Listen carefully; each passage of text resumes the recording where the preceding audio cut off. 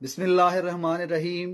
अहबाब जमात को ये इंतहाई अफसोसनाक इत्तला दी जाती है कि मोरखा 14 अगस्त 2025 बरोज जुमेरात चक नंबर 275 रेवे करतारपुर तहसील ज़िला फैसलाबाद में ये वाक़या पेश आया कि असर की नमाज के बाद हुजूम ने पुलिस की मदद के साथ 2 मसाजिद पर हमला किया, जिसमें मसाजिद के मीनार गिराने के बाद उनको आग लगा दी गई, जिसकी वजह से मसाजिद का कारपेट, साउंड सिस्टम, टीवी और दीगर अशिया और सोलर सिस्टम जलकर राख हो गई।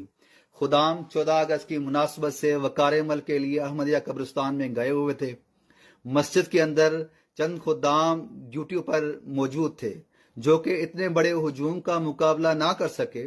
उनमें से 4 खुदाम शदीद पथराव की वजह से जख्मी हैं और हॉस्पिटल में दाखिल हैं। उनकी सेहतयाबी के लिए दुआ की दरख्वास्त है। वाज़ेह रहे कि ये तमाम कार्रवाई बाकायदा पुलिस की ज़ेरे निगरानी हुई।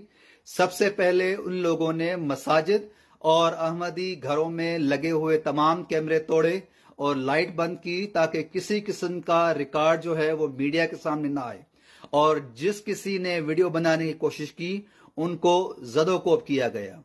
ये वो तोहफा है जो पाकिस्तानी अवाम ने 14 अगस्त के हवाले से पाकिस्तान को दिया है।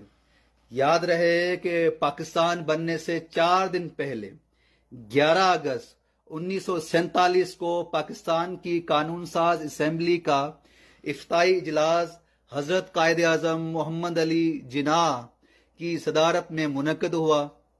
इस इजलास में बानी पाकिस्तान ने अपनी सदारत तकरीर में नई ममलिकत